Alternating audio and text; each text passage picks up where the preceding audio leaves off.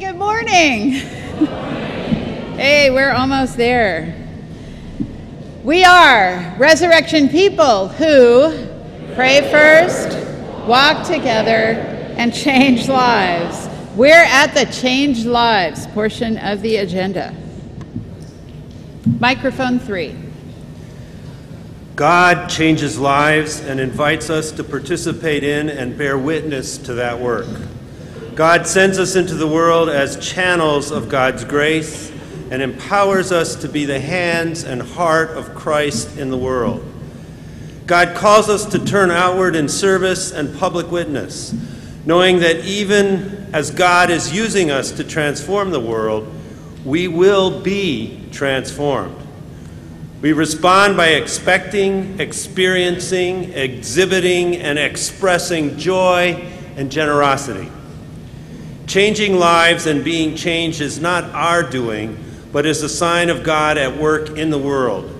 Change is not easy or without pain. New life is God's intent for us as well as for the whole of creation. But you are a chosen people, a royal priesthood, a holy nation, God's own people, in order that you may proclaim the mighty acts of him who called you out of darkness into his marvelous light. 1 Peter 2, verse 9. The slides, please. I want to be clear. We do not change lives. God changes lives and invites us to participate in and bear witness to that work. As we engage in God's mission and invite others to hear the proclamation of God's life-changing power, we too are changed. That's part of God's amazing grace. Ask any of us who visited Zimbabwe or Zambia. The comment most often heard goes something like this: I didn't really know what to expect. I wanted to meet these wonderful people, and I wanted to help. To provide clean water, like through this water pump in Manama, that pumps and cleanses the water that was provided by your mission support dollars through the ELCA, through the Lutheran World Federation and its arm in relief work, and in partnership with the Lutheran Church in Sweden. For the first time ever, Manama Hospital has clean water. Can you imagine what that does to change lives in a hospital? Thank you, thank you, thank you for the work you have done. People say, I wanted to pray, to assist AIDS orphans, to bring school books, to provide medical help and hope. But the truth is, I'm the one who was changed by this experience. I'm the one who received the gifts of acceptance, of hospitality, of joy, and of faith. And I will never be the same. Can you begin to see how our walking together changes lives? In our baptism, God claims us as his own resurrection people and desires to make us new, to make us more fully the people that he created and redeemed us to be. God has a lot to work with here in upstate New York. 50 to 60,000 children of God, each one with gifts for discipleship in our churches and service in our world. We've seen some of those gifts on display throughout this assembly. How many can you name? Shout them out. Come on. Schools. I'm listening. Lutheran Immigration and Refugee Service, Lutheran Disaster Response, World Hunger, Rochester Area Interfaith Hospitality Network, social ministry organizations, Lutheran Social Ministries, Lutheran Care, Niagara Lutheran Ministries, proposed social statements on genetics, a man named Bob LaBelle, the church-wide organization, and go figure, through the Feed the Roots for Leadership campaign. I had to get it into this one thing, you knew that. The bicyclists, who are not only helping us to deal with our financial health and support for ministry, but dealing with their own physical health as well. But we continue to need God's transforming power at work in and through us. There are parts of our life together that we need to invite God more fully into in order to make them new. Even as some of our church buildings need repair, we too are a people under construction. The Synod Council, the deans and staff looked at all of the things that we want and need to accomplish in this next year and realized that our major priority for 2011 and 12, and perhaps 13 and 14, need to be health and wellness across the board. We are committed to creating a healthy and vibrant synod. We are committed to promoting healthy and missional congregational life. We are committed to forming and supporting healthy leaders. Creating a healthy and vibrant synod involves all aspects of our life together: physical, financial, social, interpersonal, vocational, intellectual, and spiritual. And it means the ongoing work of aligning more fully with our mission and letting go of some of the things that have been very important to us, but that aren't quite so important now. I am delighted to announce that we have already taken the first step toward wellness. I have to be honest, there were very few of us, if any, who believed that we actually could get in upstate New York Synod, where people are so cooperative in directives when they come from the national church, that we would get the required number of Board of Pensions health benefit members. We needed 65% to take the Mayo Clinic health assessment. But we had a couple of believers, primarily Neil Fisher and Patsy Glista, who said, we can do this.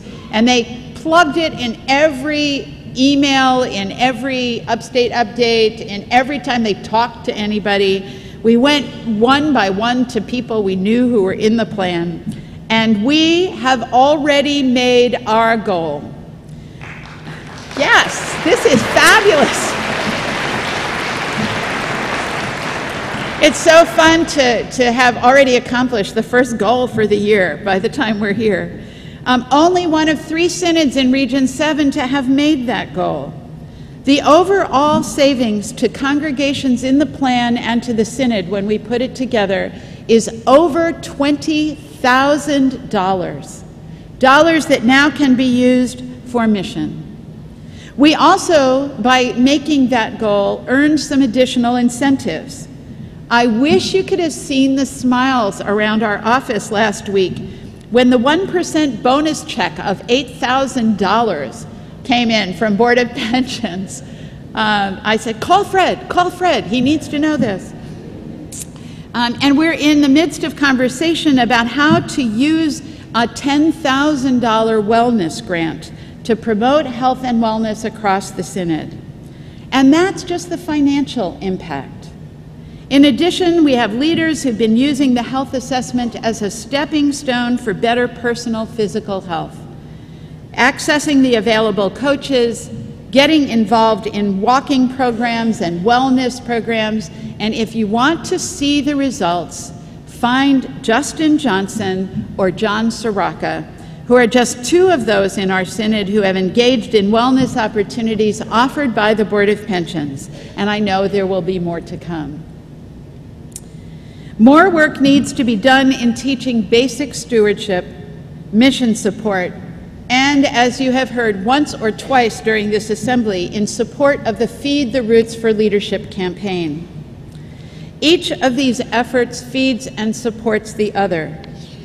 The deans and staff will be focusing on health and wellness at our annual retreat day, and the alignment for staffing and the controlling of expenses will continue. One of our main efforts is to identify and invite more and more of our gifted lay people to assist in planning and implementing the work of the Synod as a whole. We are the Synod. If you have a gift to share, let us know. We have a great start at this assembly. Have you noticed how it's just kind of popping up all over, and how many people have been telling their stories here? Dr. Phil Cray, before he left this morning, last night, was telling me, I've just never seen the kind of energy not coming from the front, but coming from you. As you talk about and witness to the kind of ministries we're engaged in together. We've been inspired.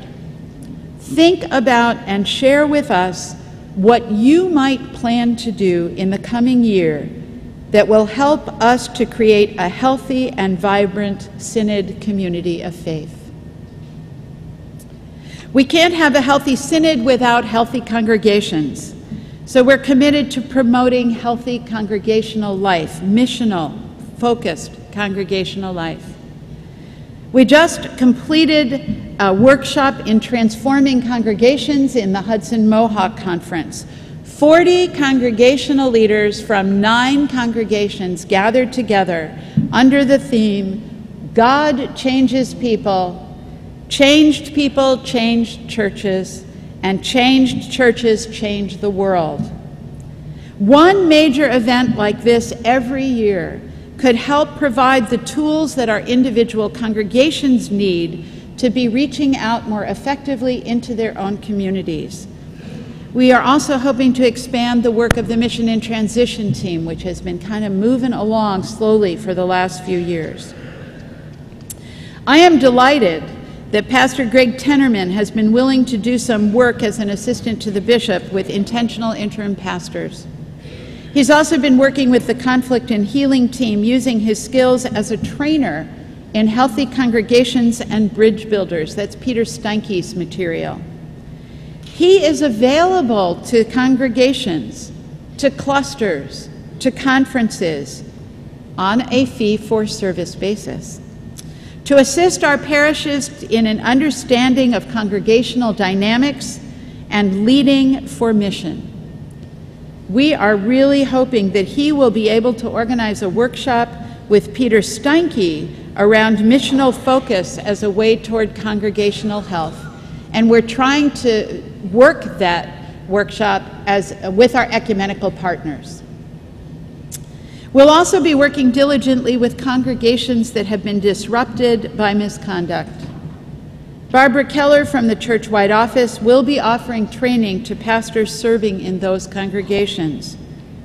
And we've been in conversation with Keith Mundy, who is on staff for Congregational and Synodical Ministries at the Church-wide offices, regarding training in stewardship and ventures for congregations. I cannot help but mention the ways that local congregations are gathering in clusters and pulling together in coordinated ministries and ecumenical partnerships. Every place where this is happening, it looks different because each one has emerged out of its local context. It's not like the Synod comes in and tells you what you're supposed to do. What we try to do is help in convening you so the Holy Spirit can tell you what to be about. In all cases, there is a new sense of partnership and mission. Neighbors taking responsibility for neighbors, and all of us learning together that we can do more together than we can do by ourselves. Focusing not only on our own needs, but the needs of others is what is going to change us. Being involved in mission trips far and near has energized our congregations in new ways. And we can't have a healthy synod or a healthy congregations if we don't have healthy leaders. So we are committed to forming and supporting healthy leaders. The focus of our fall ministerium with Mark Betley and Greg Tenorman will be on healthy leadership. We're exploring the Board of Pensions' journey to wellness as another option. We have lots of new young leaders. Make it a point to meet some of them and pick their brains. They have great ideas and energy. The Institute for Congregational Ministry, the regional gathering for all those who are new to ministry, is taking a completely new shape this year. And one of the planners for that is our own Pastor Abby Zhang Hoffman. Locally, our rostered leaders are engaged in renewed efforts in trying to care for one another, to be in conversation with one another, to pray for one another. Our candidacy committee, with the leadership of Pastors Mary Johnson and Jonathan Deibler and many others, continues to focus on all aspects of health in the formation of future leaders. I believe that because God raised Jesus from the dead, his intention is to make us new. So we're back to the beginning. We are called to be resurrection people who pray first, walk together, and change lives. Thanks be to God.